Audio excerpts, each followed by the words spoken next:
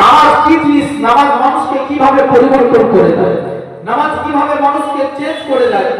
একজন নওজওয়ান, একজন যুবক, একজন মহিলাকে দেখে, তার চরিত্র ব্যবহার দেখে, তার কথাবার্তা শুনে, তার আখলাক দেখে, তার রূপ দেখে, তার গুণ দেখে ওই মহিলাটার প্রেমে পাগল হয়ে গেছে।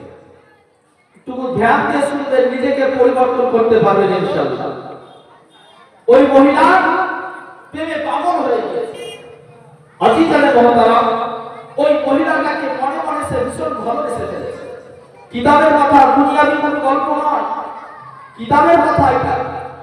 মনে মনে প্রচন্ড ভালোবেসে ফেলেছে। একদিন হঠাৎ করে ওই নওজওয়ান, ওই যুবকটা ওই মহিলাকে রাস্তার ধারে দেখতে পেয়ে ওই মেয়েটার কাছে পা দুই পা করতে করতে করতে করতে তার কাছাকাছি গিয়ে বলল, মহিলাটাকে সালাম দিল। ওই মহিলাটা সালামের উত্তর দিল। সালামের উত্তর যখনই হয়ে গেছে, ওই মহিলাটাকে বলতে আছে, ও আল্লাহর বান্দী, শোনো শোনো, আমি তোমার কাছে আজকে একটা প্রস্তাব নিয়ে এসেছি, আমি তোমাকে একটা কথা বলার জন্য এসেছি। ওই মহিলা বলে, কিসের জন্য এসেছেন? আপনি আমার কাছে কি প্রস্তাব এনেছেন? আপনি আমাকে কি কথা বলতে চান? এই আল্লাহর বান্দা বলে, ওই নওজওয়ান বলে, শোনো, আমি তোমার রূপ দেখেছি, আমি তোমার গুণ দেখেছি, তোমার আখলাক ব্যবহার দেখেছি, আমি তোমার চরিত্র দেখে আমি তোমার মহব্বতে পড়ে গিয়েছি। আল্লাহর বান্দী, আমি তোমার প্রেমে পড়ে গিয়েছি। তুমি দয়া করে তুমি আমার এই কথাটাকে অ্যাকসেপ্ট করে নাও। তুমি তাড়াতাড়ি আমার কথার উপরে রাজি হয়ে যাও, আর চলো আমরা দুইজনাতে গিয়ে বিয়ে করে ফেলি, নিজের সুখের সংসার করতে চাই। ওই মহিলাটাকে যখনই বাবা ওই ব্যক্তি প্রেমের প্রস্তাব দিয়ে দিয়েছে, ওই নওজওয়ান যখনই তার ভালোবাসার প্রস্তাবটা দিয়েছে, ওই মহিলা বলতে আছে, না না না, আমি কখনো একজন অপর পুরুষের সঙ্গে মহব্বত করতে পারি না, আমি অপর পুরুষের সঙ্গে কথা বলতে পারি না, আমি অপর পুরুষের সঙ্গে কোনো সম্পর্ক করতে চাই না। তার কারণ হচ্ছে এটাই, আমার বাড়িতে গার্জেনেরা রয়েছে, আমার গার্জেনেরা যদি জানতে পারে, আমার আত্মীয় স্বজন যদি শুনতে পাই, আমার মান সম্মান নিয়ে টানাটানি চলে হয়ে যাবে। তার চাইতে বড় বিষয় হচ্ছে এটাই, আমার আল্লাহ রাব্বে কায়নাতকে রোজ হাসরের ময়দানে মুখখানা দেখাবো কেমন করে। তুমি হচ্ছে একজন পরপুরুষ, তোমার সঙ্গে কথা বলবো আমার গুনাহ হবে, তোমার সঙ্গে ঘুরে বেড়াবো আমার অন্যায় হবে। এই হাসরের ময়দানে আল্লাহকে উত্তর দিতে পারবো না গো যুবক, যা করো তুমি ফিরে চলে যাও, আমি তোমার কথা মেনে নিতে পারলাম না, আমি তোমার কথা মেনে নিতে পারলাম না। একটু আগে আছে, এখানে আছে দাদা, সালাম দেখে আছে, অত দূর দেখতে পাওয়া যায় না, ভালো লাগে না। যত কাছাকাছি বসবে তত মহব্বত করবে। সালামটা আমাকে প্রচন্ড ভালোবাসে, আমার মোবাইলে প্রায় লাইভ প্রায় ভিডিও সালামটা দেখে। হ্যাঁ, আপনারা চলে আসেন, ভাই আমার, কাকা চলে আসেন। বিরাদার ইসলাম, ওই মহিলাটা যখনই বাবা ওই যুবকটাকে ওই কথা বলে দিয়েছে, ওই যুবক বলতে আছে, মহিলা শোনো শোনো, আমি তোমাকে এতটাই মহব্বত করে ফেলেছি, আমি তোমার প্রেমে এতটাই পাগল হয়ে গিয়েছি, তুমি যদি আমার প্রেমের প্রস্তাবটাকে অ্যাকসেপ্ট না করে নাও, খোদার কসম করে বলি, আমি নিজের জানকে হত্যা করে দেব, আমি সুসাইড করে দেব, দুনিয়া ছেড়ে চলে যাব। তাতে যদি চিরতরের মতো আমাকে জাহান্নামের আগুনে নিক্ষেপ করে দেওয়া হয়, আমাকে যদি জাহান্নামের আগুনে জ্বলতে হয়, তবু আমি তোমার মহব্বতে, তোমার প্রেমের কারণে আমি জাহান্নামে যেতে রাজি আছি, কিন্তু তোমাকে ছাড়া থাকতে রাজি না। এই মহিলা চিন্তাই করে, এই মহিলা মনে মনে চিন্তা করে আল্লাহকে উদ্দেশ্য করে বলে, ও রব্বুল আলামিন, তোমার এই বান্দা তো আমার সঙ্গে মহব্বতে পড়ে গিয়েছে, সে তো আমাকে ভালোবাসার প্রস্তাব দিয়েছে, আল্লাহ আমি তার প্রস্তাবটা অ্যাকসেপ্ট করব কেমন করে, আমি তার প্রস্তাবটাকে মেনে নেব কেমন করে। এই মহিলা কিসের জন্য তার প্রস্তাবটাকে মেনে নিতে পারে না? এইদিকে বাবা দিলের মধ্যে আল্লাহর মহব্বত রয়েছে, এইদিকে দিলের মধ্যে নবীর মহব্বত রয়েছে, দিলের মধ্যে আল্লাহর প্রতি ভয় রয়েছে। হাসরের ময়দানের চিন্তা তার দিলের মধ্যে ঘুরে বেড়ায়, তার দিলের মধ্যে, তার অন্তরের মধ্যে ওই মুলসিরাতের ভয়ঙ্কর রাস্তার কথা মনে পড়ে যায়, তার দিলের মধ্যে জাহান্নামের ভয়ানক আযাবের কথা বিরাজমান বাবা। ওই কারণে মহিলা অ্যাকসেপ্ট করতে পারে না। আর অপরদিকে ওই মহিলাটা ছিল বিবাহিত মহিলা, ওই মহিলাটা বিবাহিত মহিলা, মেয়েটার বিয়ে হয়েছে, স্বামী আছে, কিন্তু এই যুবক জানে না তার রূপ দেখে আর গুণ দেখে কথাবার্তা দেখে প্রেমে পড়ে। বিরাদরানি ইসলাম, এই মহিলা মনে মনে চিন্তা করে আল্লাহকে বলে, রব্বুল আলামিন, তোমার এই বান্দা তো আমার জন্য সে নিজের জানকে হত্যা করতে চাইছে, তো আল্লাহ আমার জন্য তোমার এই বান্দা সুসাইড করতে চাইছে। ও রব্বুল আলামিন, তুমি তোমার এই বান্দাকে হিদায়াত দান করো মাওলা, তুমি তার অন্তরটাকে আমার দিক থেকে ফিরিয়ে নাও, সে যেন আমাকে ঘৃণা করে, সে যেন আমাকে অন্তর থেকে ভুলে যায়। ও রব্বুল আলামিন, আমি তোমার ভক্তি তোমার দরবারে আরাধনা প্রার্থনা করতে চাই, তুমি ওই ব্যক্তিকে হিদায়াত দান করে। এইভাবে বাবা ওই মহিলাটা নিজের চোখের পানিকে ঝরাতে ঝরাতে নিজের বাড়িতে গিয়ে হাজির হয়েছে। মনটা ভীষণ খারাপ, মেয়েটা বাবা প্রচন্ড টেনশনের মধ্যে রয়েছে। ওই মহিলাটা বাড়ি যাওয়ার পরে নিজের সঙ্গের সাথী, নিজের প্রাণের স্বামীকে ডাক দিয়ে বলে, আমার স্বামী,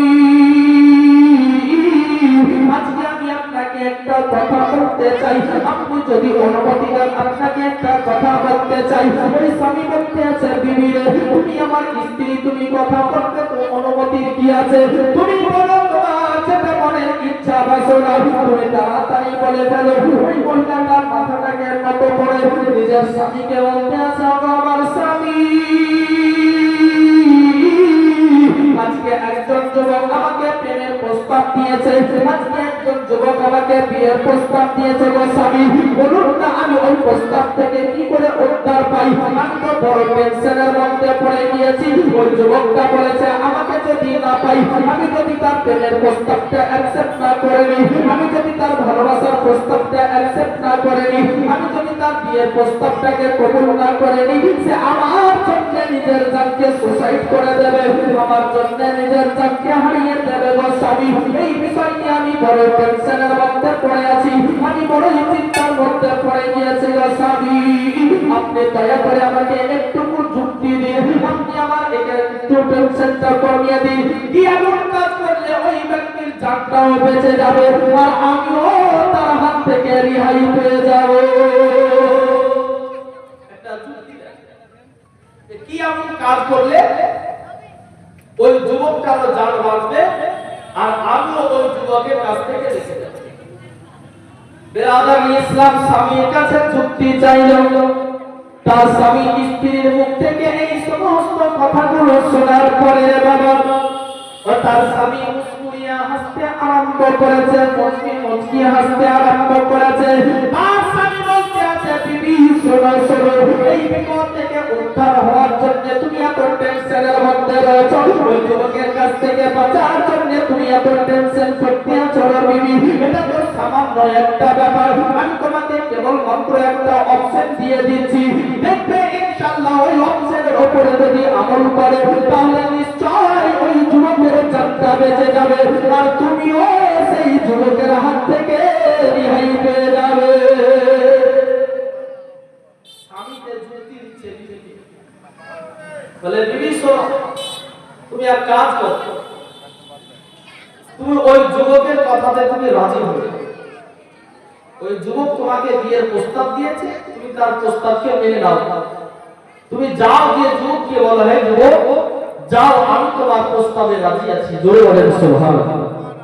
কোন স্বামী চাইবে তার স্ত্রীকে অন্য কারো কাছে তুলে দিতে? চাইবে কেউ? কেউ চাইবে না, আর এটা সম্ভব না। কিন্তু তার স্বামী বলছে, বিবি তুমি যাও, তাকে বলবে যে তুমি তার প্রস্তাবে রাজি আছো, তুমি রাজি হলে তার প্রস্তাবটাকে তুমি কবুল করবে, কিন্তু একটা শর্তের উপরে, একটা শর্তের উপরে, সে যদি তোমার শর্তটা মেনে নেয় তবে তুমি তার প্রস্তাবটাকে অ্যাকসেপ্ট করবে, কবুল করবে। বলে শর্তটা কি? স্বামী শিক্ষা দিচ্ছে স্ত্রীকে, বিবিকে বলছে, বিবি শোনো, তুমি ওই যুবককে বলবে, যুবক আমি তোমার অ্যাকসেপ্ট করে নেব, তোমার প্রস্তাবটা আমি কবুল করে নেব, কিন্তু আগামী কাল থেকে টানা 40 দিন ধরে তোমার পাড়ার ইমামের পেছনে গিয়ে ফজরের নামাজও জামাতের সহিত পড়তে হবে, বাকি 4 ওয়াক্তের নামাজও জামাতে পড়তে হবে। 40 দিন ধরে 5 ওয়াক্তের নামাজ তোমাকে জামাতের শহীদ করতে হবে। সুবহানাল্লাহ বলবেন না? মহব্বতে বলবেন না? ভালো লাগে না, বিরক্ত করবে না। বক্তা এলেছে, বক্তা এলেছে। একবার মহব্বতে বলেন সুবহানাল্লাহ, আর একটু জোরে বলেন ইয়া রাসূলুল্লাহ। স্বামী শিক্ষা দিচ্ছে বিবিকে, বলছে বিবি তুমি বলবে যে 40 দিন তুমি যদি 5 ওয়াক্তের নামাজ জামাতের সহিত ইমামের পেছনে পড়ো, এক রাকাতও জামাত যেন না ছুটে। শর্ত দেখেন, এক রাকাতও জামাত যেন না ছুটে, 5 ওয়াক্তের নামাজ ইমামের পেছনেই পড়াতে হবে। 40 দিন যদি ওই যুবক 5 ওয়াক্তের নামাজ জামাতের সহিত পড়ে, 41 দিনকার দিনে আমি তোমার স্বামী তোমাকে কথা দিলাম যে তোমাকে আমি ওই যুবকের হাতে নিজেই তুলে দেব। জোরে বলেন, আমি নিজেই তোমাকে ওই যুবকের হাতে তুলে দেব। আজি জানি মহতারাম, আপনি এটা চিন্তা, ওই মেয়েটা বাবা ওই যুবকের কাছে গিয়ে যুবককে বলতে আছে, যুবক শোনো শোনো, আমি তোমার প্রস্তাবে রাজি হয়েছি, আমি তোমার প্রস্তাবকে কবুল করতে পারি, কিন্তু একটা শর্তের উপরে। এই যুবক বলতে আছে, বলো তোমার শর্তটা কি? এই মহিলা আল্লাহর বান্দি বলে, শোনো শোনো, তুমি যদি আগামী কাল থেকে নিয়ে টানা 40 দিন ধরে 5 ওয়াক্তের নামাজ তুমি যদি মসজিদে গিয়ে জামাতের সহিত ইমামের পেছনে যদি তুমি 40 দিন নামাজ আদায় করতে পারো, 41 দিনকার দিনে আমি তোমার স্ত্রী হয়ে যাব, 41 দিনকার দিনে আমি তোমার বিবি হয়ে যাব, 41 দিনকার দিনে আমি তোমার সঙ্গের সাথী হয়ে যাব। এই শর্ত যদি তুমি মেনে নিতে পারো, তবে আমি তোমার স্ত্রী হব, তোমার অ্যাকসেপ্ট, তোমার প্রস্তাবটাকে কবুল করে নেব। ওই যুবক বাবা মুস্কুরিয়া হাসতে হাসতে বলে, পাগলি রে, আমি তোর প্রেমে এতটাই দিওয়ানা হয়ে গিয়েছি, আমি তোর জন্য এতটাই পাগল হয়ে গিয়েছি রে পাগলি। 40 দিন কেন, সারা জিন্দেগি যদি তুই আমাকে বলিস যে ইমামের পেছনে জামাতের সহিত নামাজ পড়তে হবে তোকে পাওয়ার জন্য, আমি দুনিয়ার সমস্ত রকমের কাজকর্মকে ত্যাগ করে দেব, ব্যবসা বাণিজ্যকে ছেড়ে দেব, সমস্ত রকমের আরাম আয়েশকে ত্যাগ করে দিয়ে আমি সারা জীবন তোকে পাওয়ার জন্য কেবলমাত্র আমি নামাজে ব্যস্ত হয়ে যাব। আল্লাহুম্মা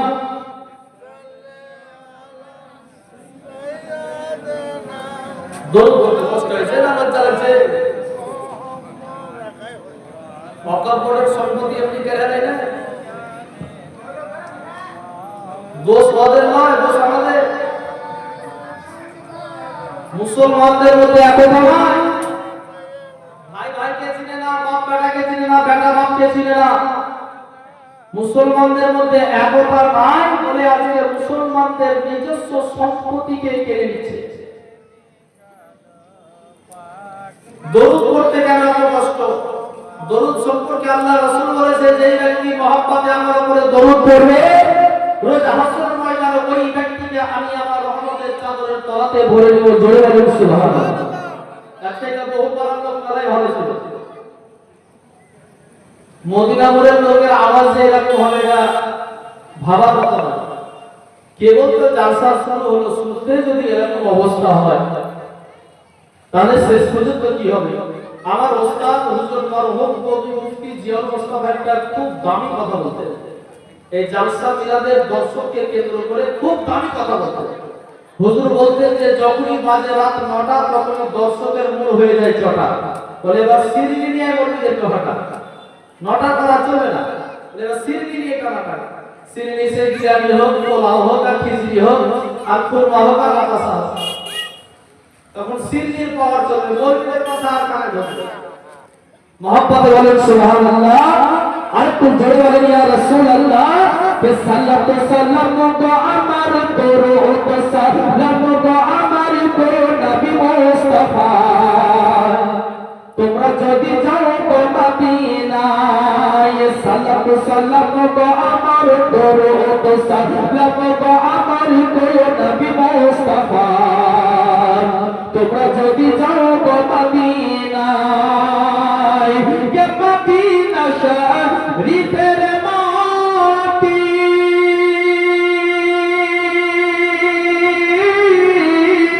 মদিনা শরীফ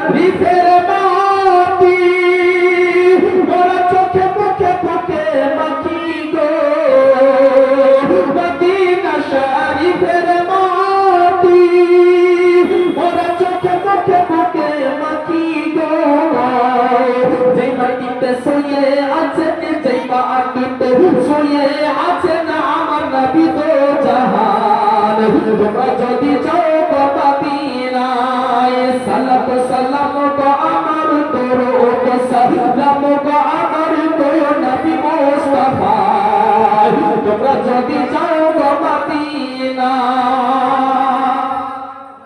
কে মদিনা শরীফের মাঝে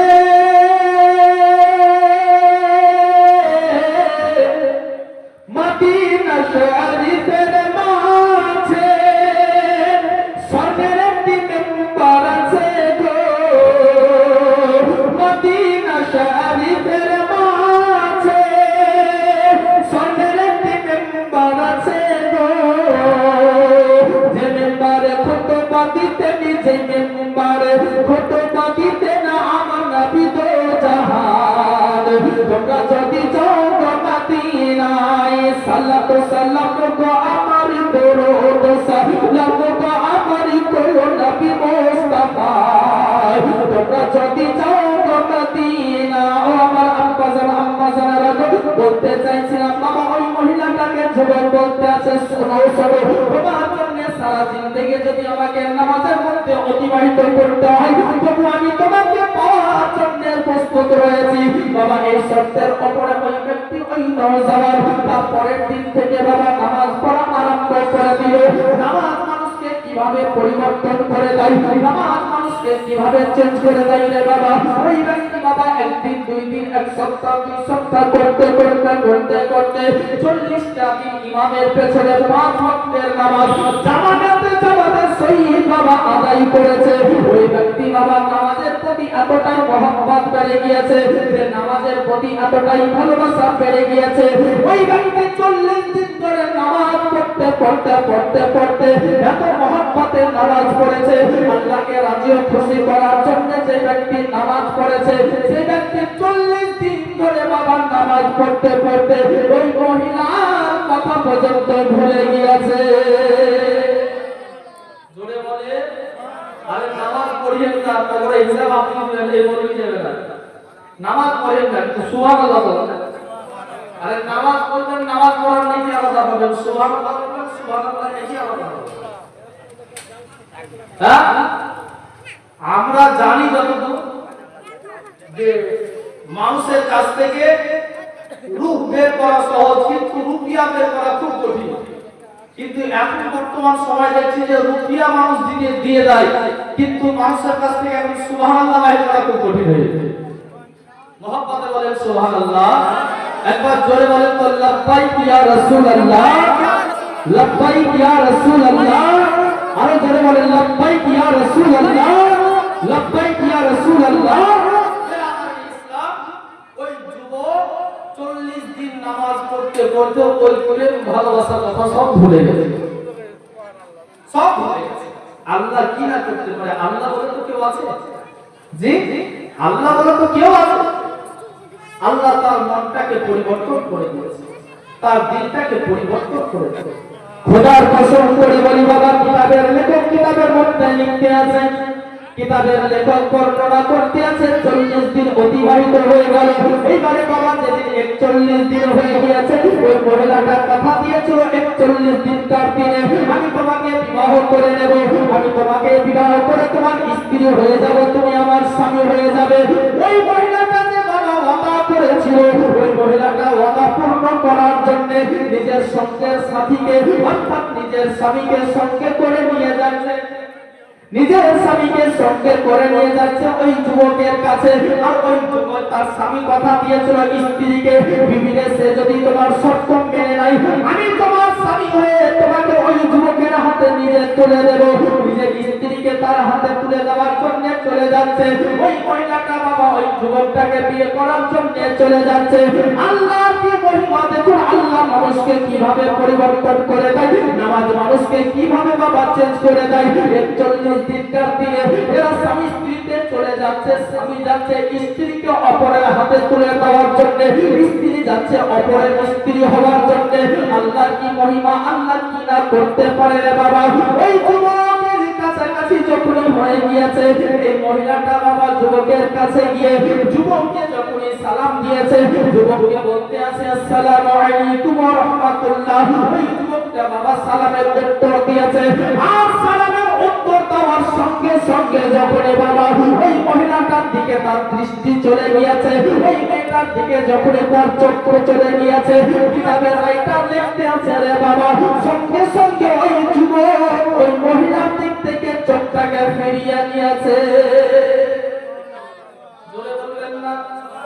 যেই মহিলার প্রেমে পাগল ছিল, যেই মহিলার প্রেমে দিওয়ানা ছিল, যেই মহিলার জন্য নিজের জানকে কুরবানি করতে চেয়েছিল, নিজের জানকে আত্মহত্যা করতে চেয়েছিল, সুসাইড করতে চেয়েছিল, ওই মহিলাটার দিকে যখন একবার চোখ চলে গিয়েছে আর দ্বিতীয়বারের জন্য মহিলার দিকে আর তাকাই না। তার কারণ হচ্ছে এটাই, ওই যুবকটা আলেমের মুখ থেকে শুনে নিয়েছে, ওই যুবকটা ইমামের মুখ থেকে শুনে নিয়েছে, ওই নওজওয়ানটা হুজুরের মুখ থেকে শুনে নিয়েছে যে দয়ার নবী মুস্তাফা সাল্লাল্লাহু তাআলা আলাইহি ওয়াসাল্লাম পবিত্র নূরি জামানে বলেছেন, হাদিসের পাতার মধ্যে পৌঁছে দিলে বাচ্চিরা আল্লাহর নবী আকরাম মাওলানা মুস্তাফা বলেন যে তোমরা পুরুষ মানুষ তোমাদের দৃষ্টি যদি একমাত্র অপর মহিলার দিকে চলে যায়, তোমরা সঙ্গে সঙ্গে দৃষ্টিটাকে ফিরিয়ে নাও, তোমরা গুনাহ থেকে বেঁচে যাবে, তোমরা পাপ থেকে বেঁচে যাবে, অন্যায় থেকে বেঁচে যাবে। আর দৃষ্টি ফিরানোর পরে যদি আবার ওই মহিলার দিকে চেয়ে চেয়ে তাকাও, তাহলে আমি নবী বলে দিলাম যে তোমাদের ভবিষ্যৎ বড়ই খারাপ। একবার চলে যাবে, দ্বিতীয়বারের জন্য অপর নারীর দিকে দেখো না, আল্লাহ রাসূল বলেছেন ওই যুবকের দিলের মধ্যে আল্লাহ রাসূলের কথা গেঁথে গিয়েছে। জোরে বলেন সুবহানাল্লাহ। নামাজ কি জিনিস আল্লাহ পাক বলেছেন, ইন্নাস সালাতা তানহা আনিল ফাহশাই ওয়াল মুনকার, নিশ্চয় নামাজ মানুষকে দুনিয়াবি সমস্ত রকমের খারাপ কাজ থেকে দূরে সরিয়ে রাখে। আজিজান মুহতারাম, ওই যুবক চেহারাটাকে ঘুরিয়ে দিয়েছে, ওই মহিলার সঙ্গে আর কথা বলে। মহিলা বলে, ভাই আজ থেকে 40 দিন পূর্বে তুমি আমার প্রেমে পাগল ছিলে, আমার জন্য সুসাইড করতে চেয়েছিলে, আত্মহত্যা করতে চেয়েছিলে, কিন্তু আজকে তো আমি তোমাকে বিয়ে করার জন্য চলে এসেছি, আজকে মুখটাকে ফিরিয়ে নিলে কেন? আজকে তুমি মুখটাকে ঘুরিয়ে নিলে কেন? আজকে আমার সঙ্গে কথা বলা বন্ধ করে দিলে কেন? আজিজান মুহতারাম, ওই নওজওয়ান বলতে আছে, খোদার কসম করে বলি, আল্লাহ রাব্বে কায়নাত কোরআন শরীফের মধ্যে নামাজ সম্পর্কে যেই কথা বলেছে, এই যুবকের সঙ্গে তিল বাতিল মিলে যাচ্ছে। আপনার একটুকু কোনো রকমের ডিফারেন্স থাকে না, একটুকু কোনো রকমের পার্থক্য দেখতে পাওয়া যায় না।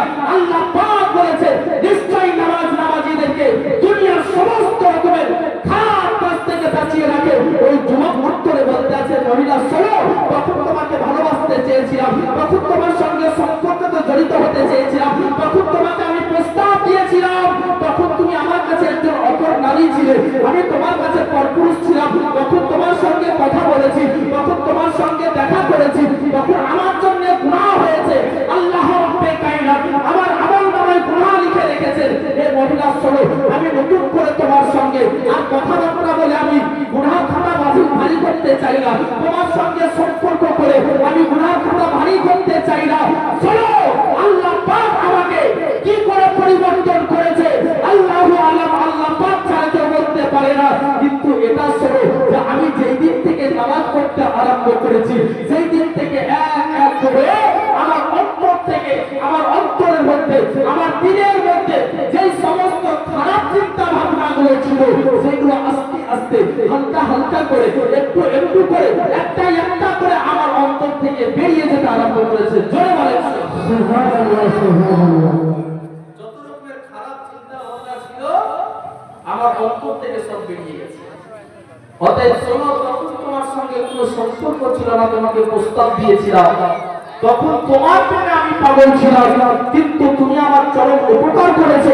তুমি যদি আমাকে নামাজের সত্যতা না দিতে, আমি নামাজ কি জিনিস বুঝতাম না, রোজা কি জিনিস বুঝতাম না, হজ যাকাত কি জিনিস বুঝতাম না, নবীর মহব্বত কি জিনিস বুঝতাম না, আল্লাহর মহব্বত কি জিনিস বুঝতাম না, হাদিস কি জিনিস জানতে পারতাম না, কোরআন কি জিনিস আমি জানতে পারতাম না, কবরের আযাব কত ভয়ঙ্কর জানতে পারতাম না, হাসরের ময়দান কত ভয়ঙ্কর জানতে পারতাম না, ফুলসিরাতের রাস্তা কত কষ্টকর রাস্তা জানতে পারতাম না, জাহান্নামের আযাব কত ভয়ঙ্কর আমি জানতে পারতাম না। তোমার জন্য আল্লাহর দরবারে দোয়া করি যে আল্লাহ রাব্বে কায়নাত যেন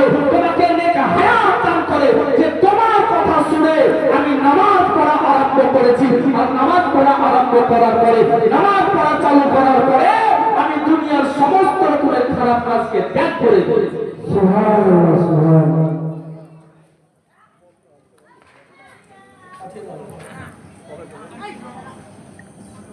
আজিজান মোহতারাম, এই হচ্ছে নামাজের পাওয়ার, এই হচ্ছে নামাজের পাওয়ার। বাস্তবে নামাজ মানুষকে কিভাবে পরিবর্তন করে। আমার এখানে অনেককে দেখতে পাচ্ছি, নাম বললে হয়তো খারাপ লাগবে, বাস্তব কথা বলছি, নাম বললে হয়তো খারাপ লাগবে, কিন্তু আমি দেখতে পাচ্ছি যে 5 ওয়াক্তের নামাজ পড়ছে, আলহামদুলিল্লাহ সুম্মা আলহামদুলিল্লাহ। যে আগে আজ থেকে 2 বছর 5 বছর আগে কি দেখেছিলাম আর আজকে কি হচ্ছে, কেমন দেখতে পাচ্ছি, বড় আনন্দ লাগছে। আলহামদুলিল্লাহ আমাদের এই হাসানিয়া ওয়াক্তিয়া মসজিদে 5 ওয়াক্তের নামাজিও হচ্ছে, অনেক মুসল্লিও হচ্ছে অনেক। যিনারা নামাজ পড়েন না তিনাদেরকে অনুরোধ করবো আপনারাও নামাজ পড়েন। আর আপনারা তোমরা একবারে কিরে খেয়ে আছে যে মরবে যত করলে বলুন নিচে আর যাও না, নাকি কষ্ট হচ্ছে, কষ্ট যদি হয় নিচে আসতে তাহলে আসতে হবে।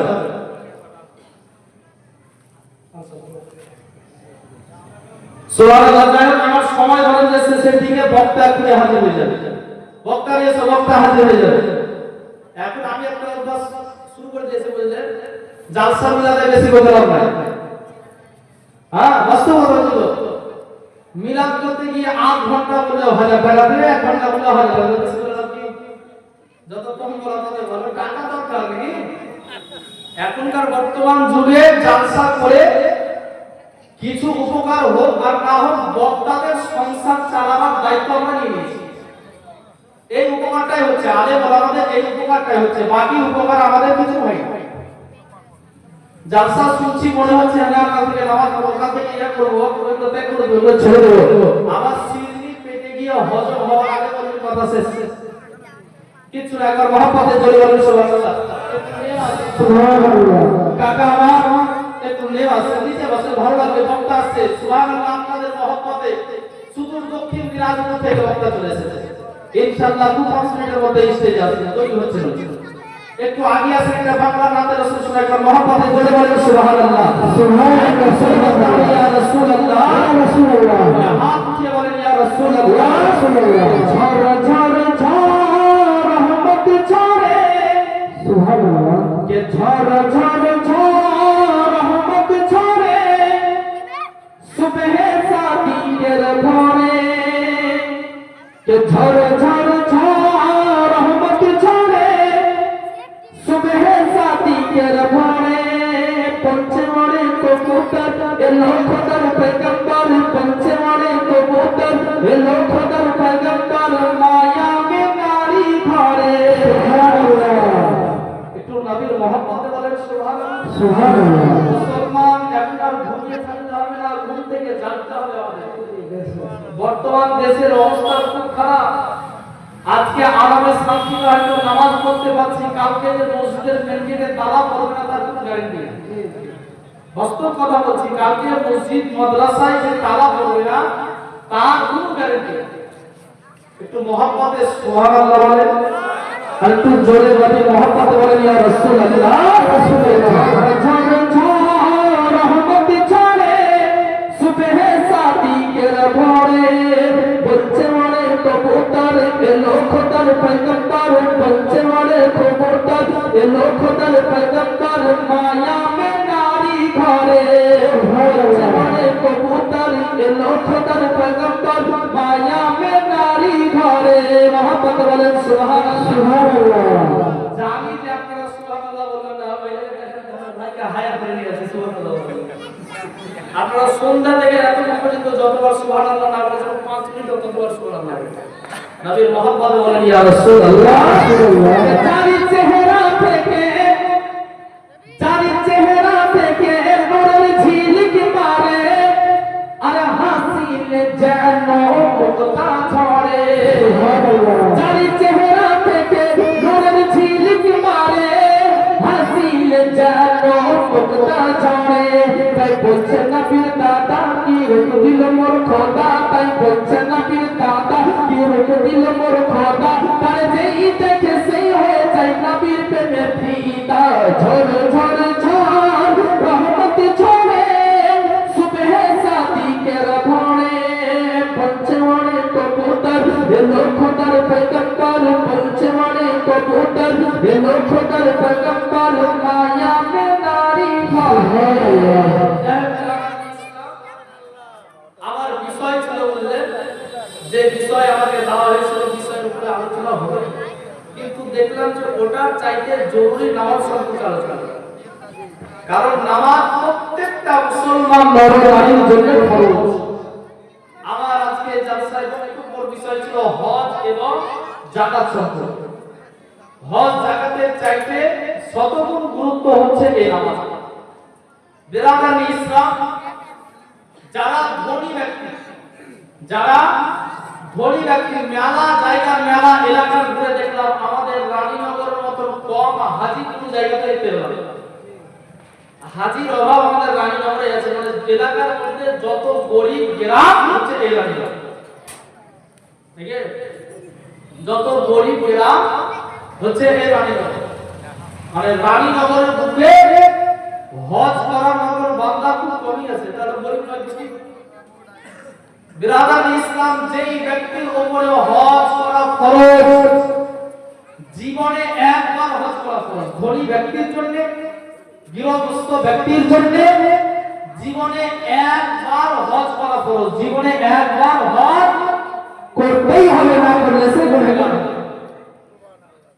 প্রতি বছর আপনাকে যাকাত দিতে হবে বিষয় যখন দেওয়া হয়েছে তখন তো দুটো কথা বলাই দরকার বক্তা আসার আগে দুটো কথা শুনে যাকাত প্রতি বছর আপনাকে দিতে হবে আপনার সংসারের প্রয়োজনীয় জিনিস বাদ দিয়ে উদাহরণস্বরূপ বলি যে আপনি এক বছরের মধ্যে 5 লাখ টাকা ইনকাম করলেন ভালো করে শুনবেন এক বছরের মধ্যে 5 লাখ টাকা ইনকাম করলেন এক বছরের মধ্যে 4 লাখ টাকা খরচা হয়ে গেছে 5 লাখ টাকা ইনকাম করেছেন 4 লাখ টাকা খরচা থাকে কত তো জোরে বলেন থাকে কত 1 লাখ টাকা ওই 1 লাখ টাকার যাকাত আপনাকে দিতে হবে 5 লাখের যাকাত লাগবে 4 লাখ তো খরচা হয়ে গেছে আপনার সংসার যে 1 লাখ টাকা আছে ওই 1 লাখ টাকার যাকাত আপনাকে দিতে হবে যাকাত আমরা দিতে ভয় করি হ্যাঁ যে নিজে কষ্ট করব নিজে মেহনত করব আর গরিব মিসকিনকে দেব সেটা কেমন করে হবে তাই কি না আজিজানে মহতারাম ওই যাকাতের টাকাটা আপনি ইনকাম করেছেন এটা বাস্তব আপনি কষ্ট করেছেন মেহনত করেছেন এটা সত্য কিন্তু তবুও ওই যাকাতের টাকাটা আপনার জন্য খাওয়া হারাম জোরে বলতে হবে সুবহানাল্লাহ সুবহানাল্লাহ আপনার জন্য খাওয়া হারাম তার কারণ ওটা হচ্ছে এতিম মিসকিনের হক গরিব অসহায় ফকিরদের হক ওটা আপনার হক নয় এতিম মিসকিনদের হক মেরে খেলেন মানে আপনি নিজেকে গুনাহগার বলে প্রমাণ করলেন রোজ হাসরের ময়দানে আপনাকে জবাব দিতে হবে ইনকাম করেছেন আপনি কষ্ট করেছেন আপনি টাকা আপনার কিন্তু হক আপনার নয় যাকাত দিতে হবে মানে খুব বেশি যে যাকাত লাগবে তাও না একবারে সরষার দানা পরিমাণ যাকাত দিতে হবে সরষা দানা পরিমাণ আপনাকে যাকাত দিতে হবে মুআজ্জাজ মুহতারাম আপনাদের যে উদাহরণস্বরূপ একটু বলি সরষা আপনারা দেখেছেন সরষা আপনারা দেখেছেন একটা গাছে কতগুলো সরষা হয় বলেন সরষার দানা কতগুলো থাকে একটা বড় সরষার দানা যেই খাপটাতে ঘর থাকে বাক্সটাতে ওই বাক্সতে কতগুলো দানা থাকে যা ধরে নেন যে 10টা দানা আছে আচ্ছা বলেন 10টা দানার মধ্যে থেকে একটা সরষার দানা যদি কাউকে দান করে দেন কমে যাবে কমবে একটু জোরে বলতে হবে কমবে কম মনে হবে যে একটা চলে গেছে 9টা আছে মানুষের কথা ঠিক আছে একটা চলে গেছে 9টা আছে কি হবে কিন্তু না, কথাটা আপনি বলেন যে একটা গেছে 9টা আছে, একটা গেছে 9টা আছে। বিরাদার ইসলাম 10টা দানার মধ্যে থেকে একটা যদি চলে যায়, কাউকে যদি দান করে দেন কম মনে হবে না। সেই রূপ আপনার যাকাতের টাকা কেবলমাত্র সব করা 2.5 টাকা, 100 টাকাতে 2.5 টাকা, 1000 টাকা হলো 1000 টাকা 25 টাকা, তাই তো? 1025 টাকা দিতে কষ্ট হবে? হ্যাঁ, কষ্ট হবে না। বাস্তব কথা বলছে, নবীর মাহফিলে চেপে নবীর স্টেজে বসে আমার পুরা বেটা বেটির পেছনে প্রতি 100 টাকা করে দেবে, অতি কষ্ট হয় না? ছেলেদের কুড়ি খাবে, ইয়া খাবে, ও খাবে, অতি কষ্ট হয় না। কিন্তু গরিবের হক যেটা, সেটা তো টাকা দিতে হবে।